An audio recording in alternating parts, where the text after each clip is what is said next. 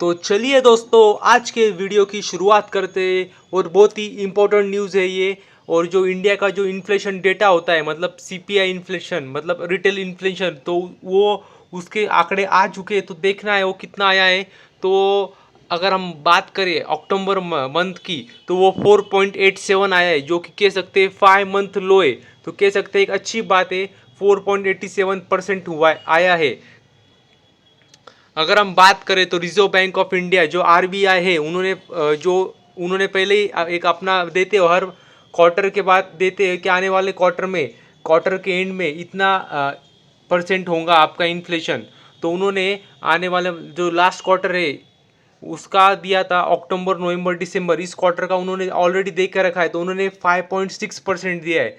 और अभी जो इस मंथ का आया है वो है 4.87। तो कह सकते हैं अच्छे, मतलब मुझे तो भी एक अच्छा लगा है जो आंकड़ा आया है 4.87% इन्फ्लेशन अक्टूबर मंथ का। वो कह सकते हैं अच्छी बात है, क्योंकि अगर इन्होंने जो दिया है वो 3 मंथ का दिया है, मतलब अक्टूबर नवंबर और दिसंबर 3 मंथ का जो इन्फ्लेशन का डेटा आएगा वो एवरेज 5.6 होगा, ऐसा आरबीआई का मानना है। और शुरुआत तो कह सकते हैं अक्टूबर मंथ जो शुरुआत हुई, अक्टूबर मंथ का रिजल्ट आया है वो अच्छा आया है, क्योंकि वो 4.87 है, जो कि काफ़ी कम है जो आरबीआई ने दिया था। पर इतना ही ख़त्म नहीं होता, हमें आने वाले जो 2 महीने होंगे, जो जिससे पूरा क्वार्टर होगा, नवंबर और दिसंबर के भी हमें इन्फ्लेशन का डेटा देखना होगा कितना परसेंट आता है। और थैंक्सफुली मतलब कह सकते हैं, क्योंकि ऑनियन के प्राइस भी काफ़ी बड़े थे, टमाटो के प्राइस भी काफ़ी बड़े थे, उसके बावजूद एक कह सकते हैं अच्छा आंकड़ा देखने को मिल रहा है। अभी अलग अलग एनालिसिस होते हैं, मतलब सब अलग अलग एनालिस्ट होते हैं, तो उसका सबका अलग अलग एनालिसिस भी होता है। तो कोई कहता है नहीं नहीं ये थोड़ा ज़्यादा आ गया, कोई बोलता है ये बराबर आया, कोई बोलता है और थोड़ा कम होता तो मज़ा आ जाता। तो सबका एक अपना अपना मतलब कह सकते हैं अलग अलग अपनी धारणाएं होती है, एनालिसिस होता है। तो किसी को पसंद आता है, किसी को नहीं आता है।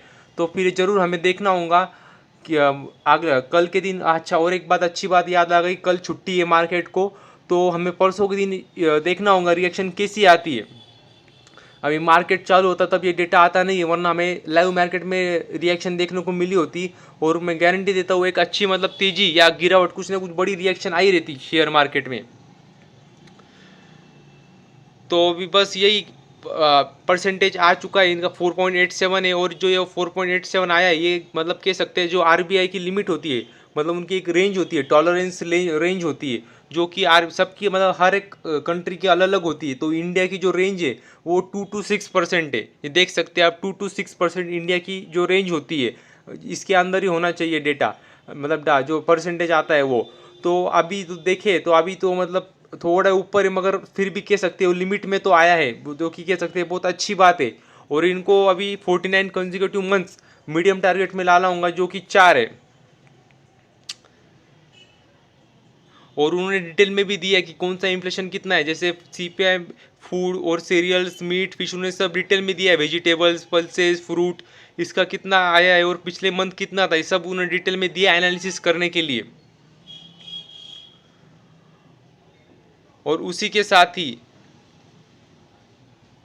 अपने मतलब अलग अलग एनालिसिस होते हैं। जैसे अगर इंडियन इकोनॉमिक्स आईडीएफसी की बात करें, तो वो बोले कि हम खुश है, ये आंकड़े अच्छे आए। इससे अलग अलग आंकड़े मतलब अलग अलग सब अपने अपने रिएक्शन देते हैं, अलग अलग जो भी होते हैं एनालिस्ट वो अपने अपने रिएक्शंस देते हैं। जैसे अगर बात करें तो जो अदिति नायर है वो चीफ इकोनॉमिस्ट एट आईकरा है। आईकरा भी एक रेटिंग है, आईसीआर है, रेटिंग्स देती है। तो इनका जो उनकी जो एनालिस्ट है चीफ इकोनॉमिस्ट, उनका अदिति नायर का मानना है कि जो इन्फ्लेशन का डेटा आया है वो दिसंबर में 5.6% तक जा सकता है, पर ओवरऑल एक यही रेंज में रहेगा, मतलब 4.9 से 5.6 में ही रहेगा। तो जो आरबीआई ने भी दिया है 5.6, उसके अंडर ही रहेगा, ऐसा उनका मानना है। तो अलग अलग मतलब अलग अलग सबके अलग अलग मानने होते हैं। और जैसे कि देख सकते हैं CPI inflation data set to average 5.6% in the current quarter. जैसे कि मैंने बोला, आरबीआई ने वही कहा है कि 5.6% के ऊपर नहीं जाएगा, ये हमारी मानना है।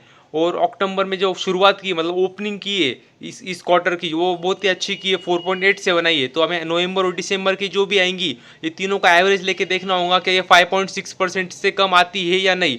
तो और मुझे लगता है शायद आ भी जाएंगे, क्योंकि वो ओपनिंग तो बहुत ही अच्छी की है। सिर्फ अभी कुछ बातों का जो हमें ध्यान रखना होगा, जैसे अभी बीच में ऑनियन की और टमाटो की प्राइसेस काफ़ी बढ़ गई थी। अभी जो नॉर्मल लोग होंगे वो क्या बोलेंगे, हमें क्या इससे लेना देना, लेकिन इससे लेना देना होता है। इन्फ्लेशन डेटा में यही सब देखा जाता है। तो भले आप खाए नहीं खाए दे, पर हमें ध्यान सब रखना होता है। और उसी के साथ ही जो एक बहुत ही इंपॉर्टेंट बात पे जो हमें ध्यान रखना होगा, वो यही बात है, क्या क्रूड ऑयल का अगर महंगा हो गया, जैसे अभी अभी तो शायद कम हो गया रेट उसके 80-85 के आसपास आ गए, लेकिन बीच में वो 95 तक चले गया था। तो क्रूड ऑयल जैसे बढ़ता है वैसे हमें तकलीफें होती है, क्योंकि हमें जो पेमेंट करना होता है वो हमें करना होता है डॉलर में। डॉलर का बढ़ना भी एक कह सकते हैं अच्छी बात नहीं है। और उसी के साथ ही क्रूड ऑयल का बनना भी अच्छी बात नहीं, क्योंकि क्रूड ऑयल अगर बढ़ेगा तो हमें तो वो लेना पड़ता है, तो हमें उसको हायर प्राइस पे देना पड़ेगा। तो क्रूड ऑयल का बढ़ना भी हमें अच्छी बात नहीं है, डॉलर का बढ़ना भी हमारे लिए अच्छी बात नहीं है। तो ये सब चीज़ों पे हमें ध्यान रखना होगा, स्पेशली क्रूड ऑयल पे, क्योंकि क्रूड ऑयल हम काफ़ी ज़्यादा मतलब बाहर से मंगवाते हैं। तो ये भी एक रीज़न है जिससे अगर अगर ये कंट्रोल में रहा तो ठीक है, वरना फिर से इन्फ्लेशन बढ़ सकता है।